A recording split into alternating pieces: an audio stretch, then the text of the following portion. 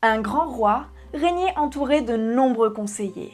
Il avait pour premier ministre un homme plein de sagesse, qui répétait toujours « Tout arrive pour le mieux ». Cette phrase agaçait tout le monde, car personne ne comprenait ce qu'elle voulait dire. Un jour, le roi se trancha accidentellement le doigt en chassant.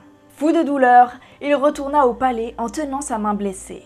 Une fois la plaie pansée, le premier ministre vint aux nouvelles du roi et lui dit « Sire, ne vous désolez pas pour la perte de votre doigt, car tout arrive pour le mieux. » Le roi, déjà de très mauvaise humeur, devint furieux en entendant ces paroles. Il ordonna à ses gardes de le jeter immédiatement en prison.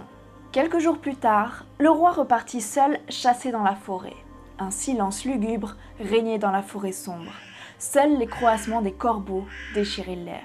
Ayant lancé son cheval au galop derrière un grand cerf, il se retrouva en territoire ennemi. Alors qu'il s'apprêtait à faire demi-tour, le roi fut capturé par des guerriers féroces. Ils décidèrent de l'offrir en sacrifice à leur déesse de la guerre. Mais, au moment de lui couper la tête, ils remarquèrent qu'il lui manquait un petit doigt. Seuls les hommes en bonne santé étaient jugés dignes d'être sacrifiés. Les guerriers rendirent donc sa liberté au roi.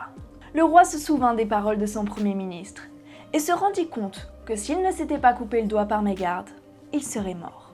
Il fit relâcher son conseiller et lui demanda, curieux, « Si tout arrive pour le mieux, quel bénéfice as-tu obtenu de ta semaine en prison ? » ?»« Sire, je vous accompagne toujours partout. Si vous ne m'aviez pas fait enfermer, je vous aurais suivi à la chasse et j'aurais été capturé avec vous. On vous a épargné grâce à votre blessure, mais moi, on m'aurait tué assurément. C'est pourquoi, sire, il nous faut regarder au-delà des mésaventures de la vie. Et même si elles nous désolent sur les moments, il faut garder confiance car tout arrive pour le mieux. »